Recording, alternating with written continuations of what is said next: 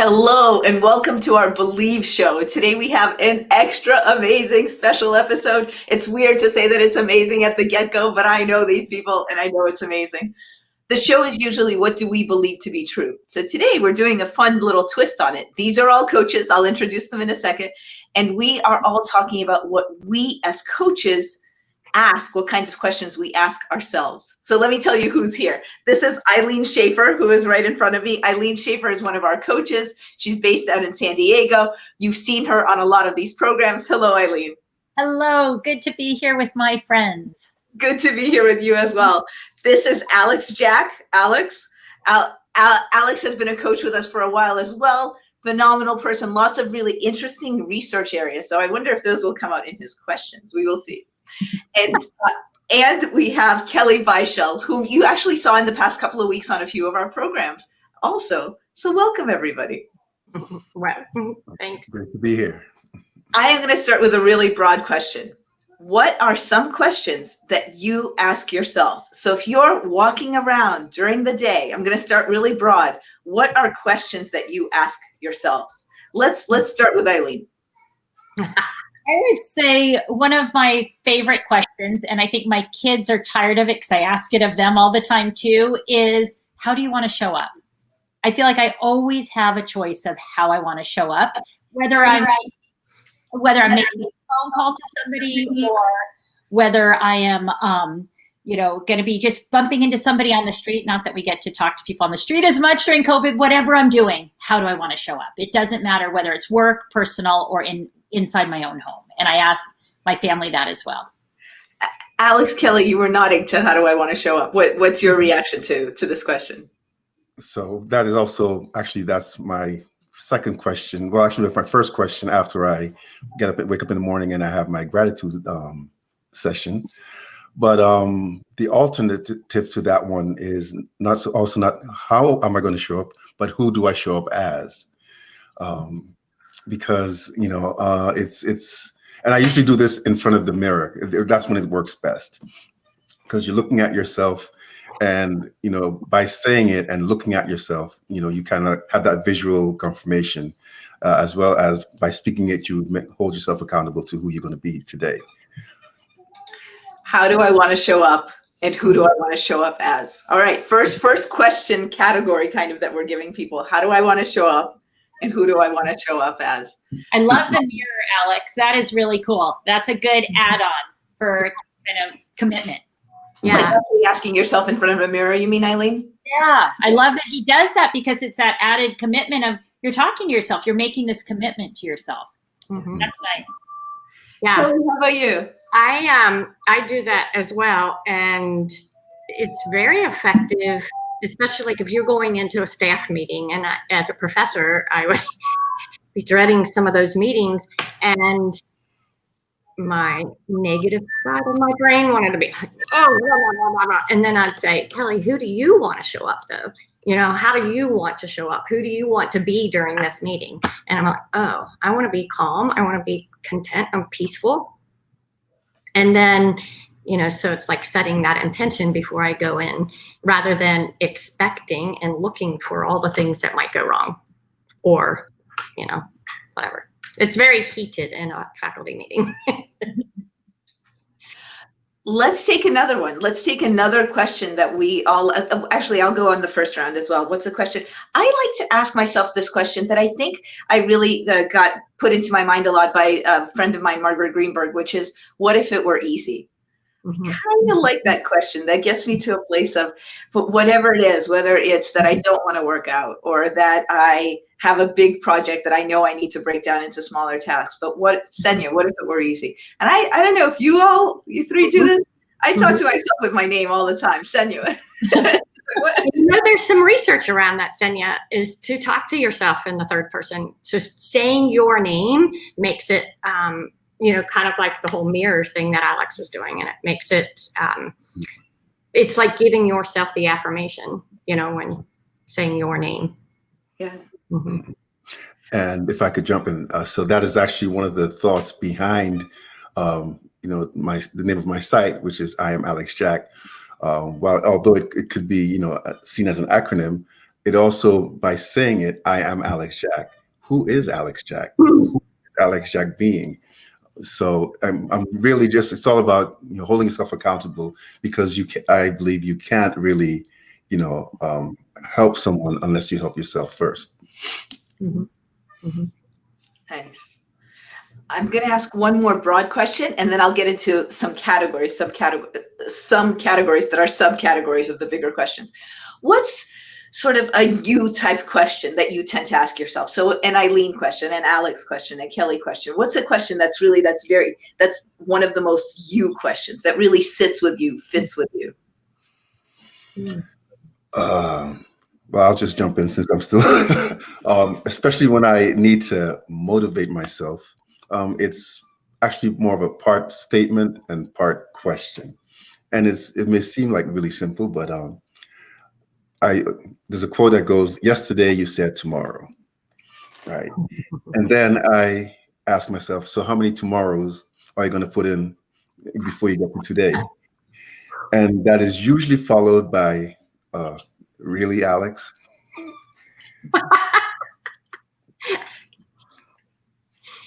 So how many tomorrows before today? That's wise. That's very, I might start saying that to myself. So how many tomorrows before today? Mhm. Alex, you were. This is why I love having a group of us on the call. Ilene, do you have one, like an Ilene type question? Yeah, I would say the show up one is a big one for me. The other one too is, what lens do I want to look through? That's a huge one for me. I use it with my clients all the time because we have a choice of what lens we're going to pick. And so you can pick the lens of, this never works, this isn't going to happen, I'm not good enough, I'm, whatever it is, or you can pick the lens of, how am I going to make this work? Who do I want to be? How do I want to show up? So what lens? And that's where my choice lies, because I'm very big on, what do I have control over? What choices can I make? And our lens is something we have 100% of control over. So that's a very me question. I love how it's both the lens, but it opens up the whole gateway to choice. That is the choice. Yeah. No one wants to be in a box without choices. So what choices do you have? Yeah.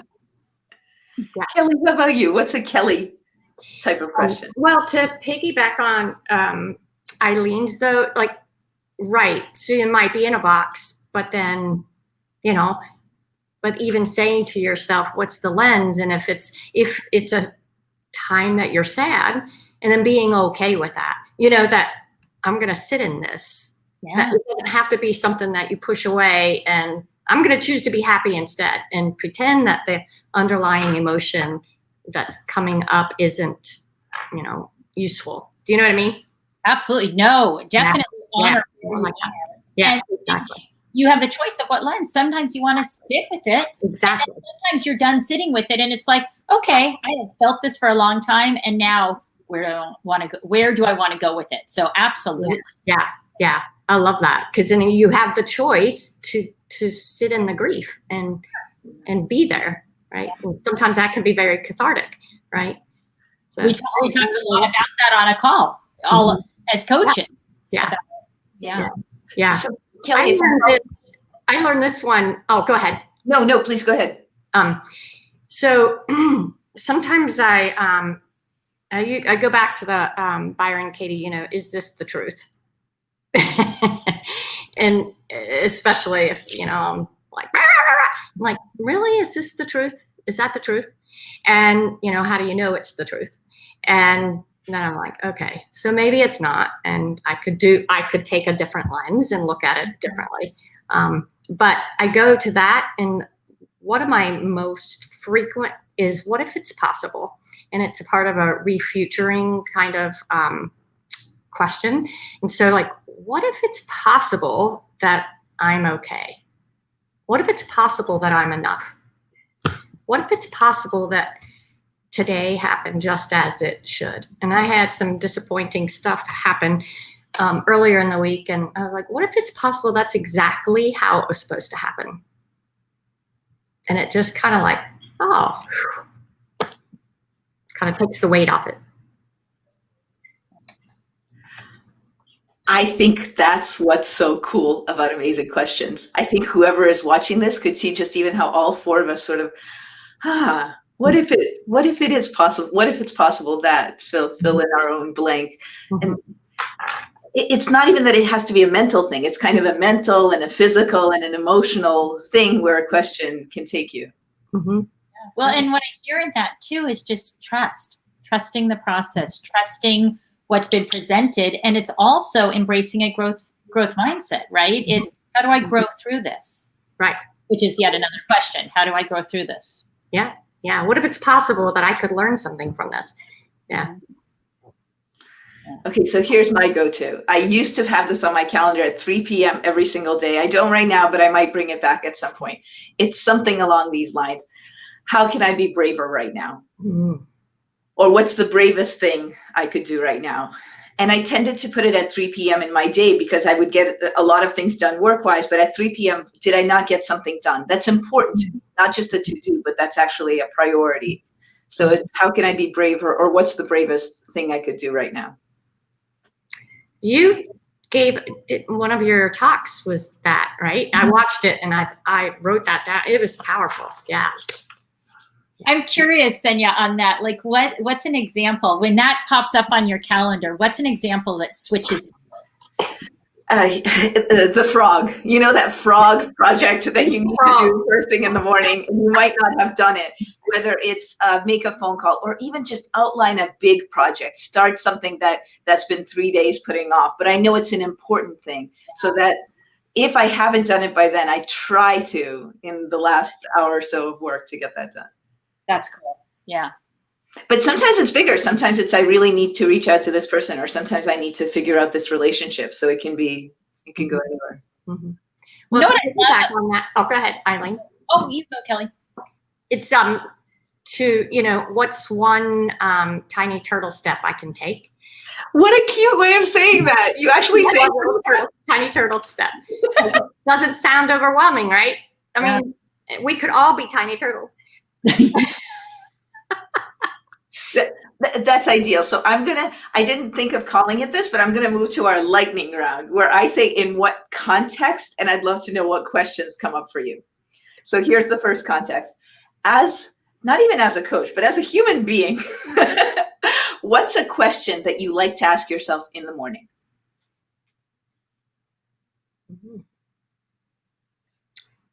I wrote some down because how do I want to feel at the end of the day? Or what would make me feel like $1,000 at the end of the day? Or what will make me sleep best tonight because I achieved whatever. And it's usually not what I'm working on. So then I have put it away.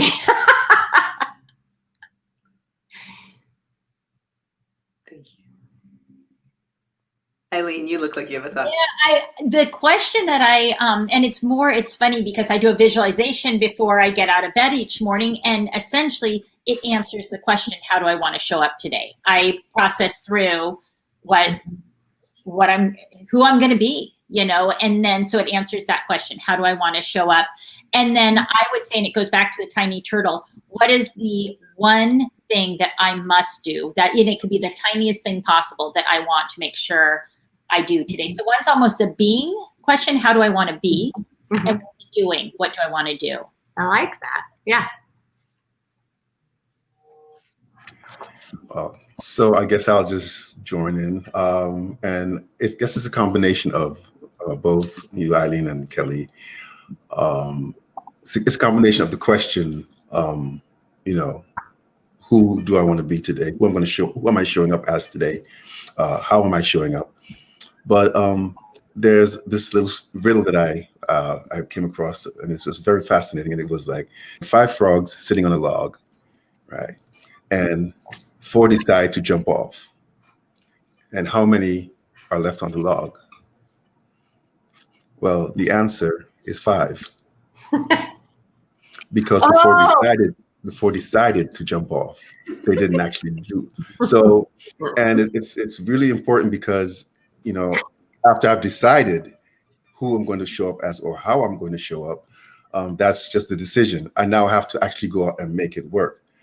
So then the next question is, So what is the, most important, most, valuable thing that I can do to move what I'm working on forward? And whether that's a large project or it's a tiny project, but it's, I look at the big picture of what I'm want to achieve at the end of that day. And then I start to go down through this process of, just elimination. So what is it that is important, but not urgent, or what is urgent and not important, or what is urgent and important, by making that distinction. And then it just becomes a process of elimination. And that when you have that bare bones, then like you said, you get to Kelly's little turtle step, because sometimes you know what you have to do. And here's the thing, talking to yourself is great, but it's also kind of like you're playing chess against yourself. You promise you're not going to look at your opponent's moves, but you are your opponent, and you know what's going to happen. So, and especially as coaches, I mean, all the counter moves. I can give you every counter answer to whatever I'm motivating myself as. Mm-hmm. And I'll give you a short little anecdote. We went on my bike. My wife and I went for a ride on this new park that we just discovered, but we didn't do the research in the park. So we started riding, and my wife said, "Oh, I think this is a loop. Let's go on the loop." So, mind you, we hadn't been riding for quite a while, so we were a little out of condition, and we started riding on this beautiful loop. And long story short, it turned out to be like a 7-mile loop, which if you have if you haven't worked yourself up to anything, it's kind of long. Anyway, so I was motivating my wife, because she was like, and it's like, don't worry, we got this. Enjoy the moment, appreciate the surroundings, look how beautiful this is. This is why people are passing us and asking us, are we okay? But anyway, so the following day, now that I know what this is, I'm like, I'm gonna conquer this, So I went back the following day, and halfway through, I'm like, this may not have been such a great idea. So, and I'm like really struggling now. So now I'm using the same, motivational quotes and, enjoy the scenery and look how beautiful this is. And, just take your time, and this one pedal at a time, you're going to get there. And I literally heard myself tell myself, shut up. Because I just didn't want to hear it. But long story short, but then at the same time, and there was the other lesson I took from it. I could sit and complain and whine about how long it was going to take, but at the end of the day, the end of the road was not going to come back to get me. I had to make it all the way through, and I had to pedal it through. So basically, I just, progressed as I could and stopped when I needed to, and I made it. But yeah, so talking to yourself is great, but there has to be something that you can make that breakthrough between, separate the two entities, and one has to win. That's such a good point. Even if you know the questions, you kind of yourself. Just like you said, you could coach yourself all day long. Exactly. Yeah. I think we have a chance for one more category. So let me try this category, because I know it comes up with people who are watching us too. What do you say to yourself when you're one of those 4 frogs that has made a decision? What do you say to yourself when you need to make a decision on something? What's a question that you ask?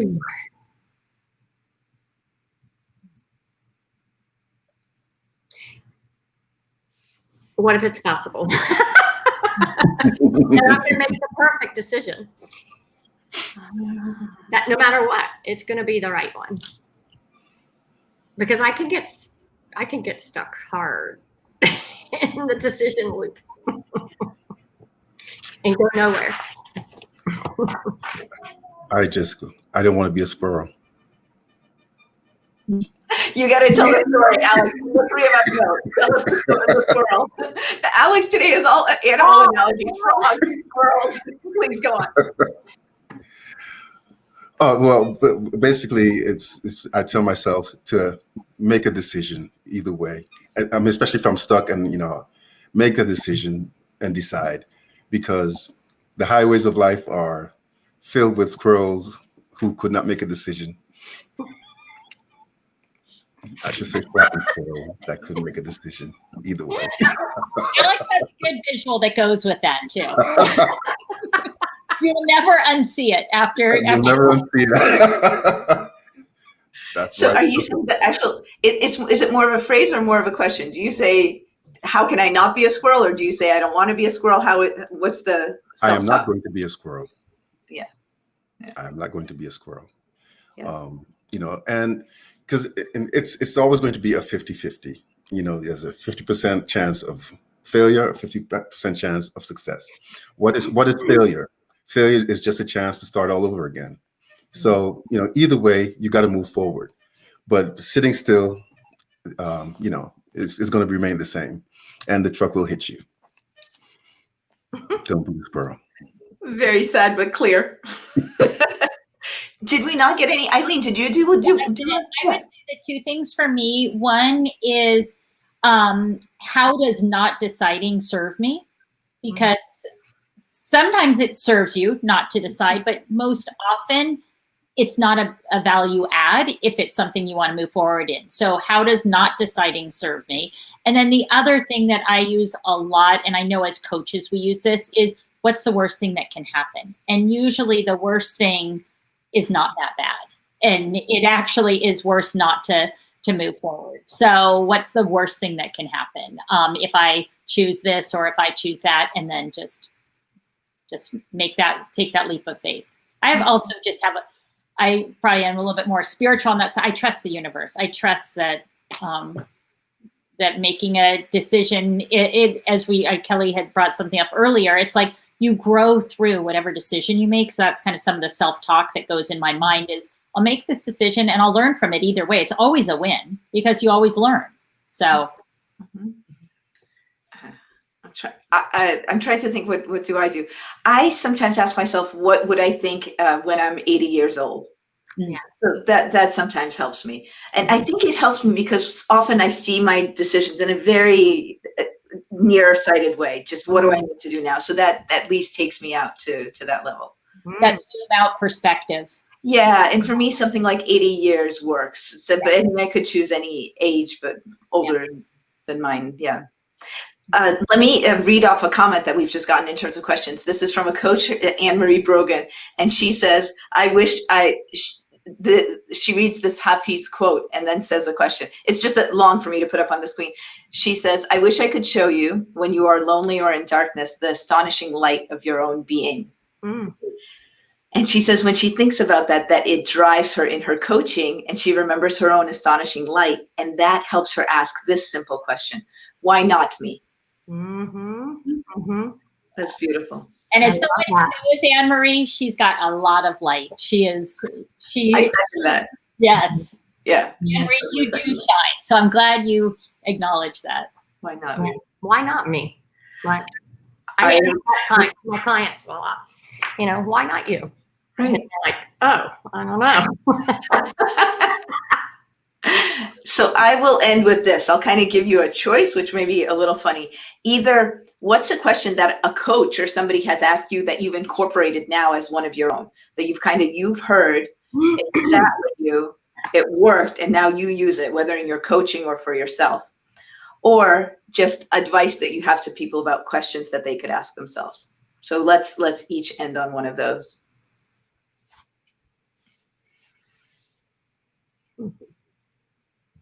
So if I'm in a spot that I'm either resisting something because I know and I realize it's usually fear, right? Procrastination is a lot of times around fear of what's going to happen. So I have a quote that actually it's even printed on the wall at the co-working space I'm in. And my quote is, confidence is built on the shoulders of action.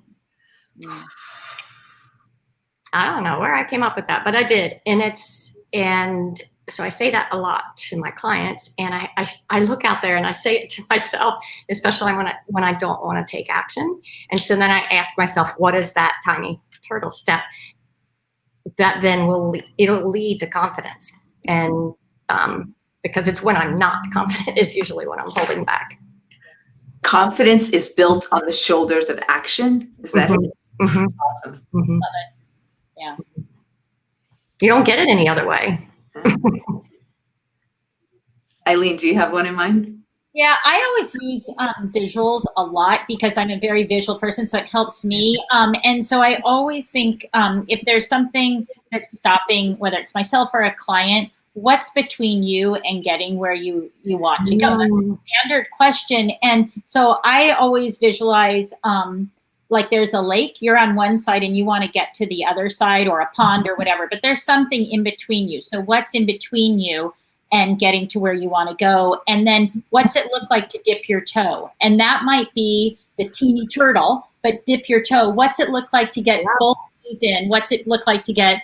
And that kind of gets you to the other side of the lake. And so because we have things that are between us and where we want to go. And so we want to know, what is that? And how do we start to play in there? I love your visuals, Ilene. I learn from them every time. Every time. I'm like, I can see it. I second that. That dip toe, that's very visual. Yeah. Or I'm seeing the water and trying to get to the deck, the platform, right? And you're treading and trying to get there. Ooh.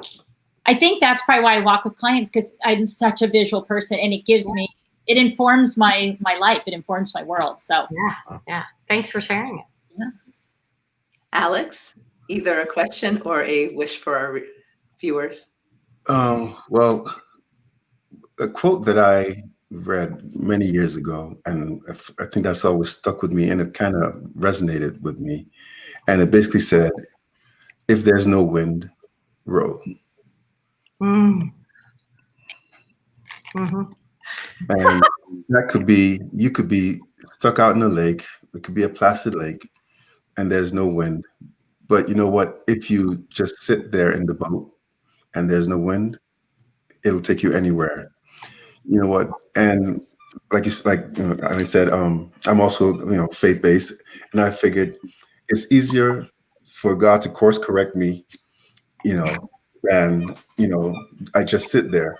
I often liken myself to the biblical character of Noah. Not Noah, I'm sorry, Jonah. Joe? Oh. Jonah, who didn't want to go, Mm-hmm. so he decided to go his own way. And at the end, God just course corrected him, and he still ended up where he was supposed to be. So, but if I just sit there, even if I don't want to go, and if I just sit there, the currents will take me anywhere they want to. But if I row in a certain direction, at least I have a purpose, and I'm going in a direction. And if it's easier to course correct an object in motion than a stationary object. So, just remember, even if you have to make a decision or a choice and you're not sure which way to go, just start moving. Mm. You know what I love about that, Alex, in this time where we're dealing with so much uncertainty for so long, and it's so easy to feel stuck, feel overwhelmed in unfamiliar territory. And so it's almost like there's no wind. The wind that you're used to having that keeps propelling you forward, all of a sudden it's gone. And now we have to adapt. We have to innovate. And that's that rowing. So it's such a cool quote for where we are right now, as well as always. Yeah. Good point. That was great. And as you were all talking about the confidence on the shoulders of actions and the lake and dipping the toe, and then Alex, this analogy of rowing, I was thinking something that I read, but also just the thought of treating yourself like you would treat your friend. Mm-hmm. So the questions that you ask yourselves, because we can always give ourselves a hard time in the questions, like, how did you do this? And why did you do this? We can always give each other a hard time, but we can also give ourselves a kind time. And I think about it in the context of just the type of questions. Even you all just saw one of my kids walk into the his nanny. I'm actually going to call her out, Loretta Martinez. When he was about 3 years old, they had the best way when somebody would make a mistake. They would just say, "Silly Lori." Silly, like, I really like that. So if I can even, but I don't always, but I'm saying if I can ask myself a question like, "Silly Senya," that was kind of like, oh, that's silly, that's goofy. It already takes the pressure off, and I can figure out how to change the error. So my question is, how do I ask the questions that are more silly and less to myself? humor is always good, and and self-compassion. Yeah. Yeah. What would compassion feel like right now? Especially picking yourself up. I like this session so much that I would like to do a follow-up sometime. So this is a pre-announcement that at some point, somehow, we should do a follow-up of cool questions. Cool questions by coaches, something like that. That's fun. The more I get to be with the three of you, sign me up. I love it. Amen. Ilene, Alex, Kelly, thank you so much. This has been awesome. Thank you. Thank you. Thanks for having us. It's always wonderful. Always great to see you, ladies. Have a wonderful weekend, and we will see you again. We're here every day, Monday to Friday, 11 a.m. Pacific. Thank you. Thanks. Have a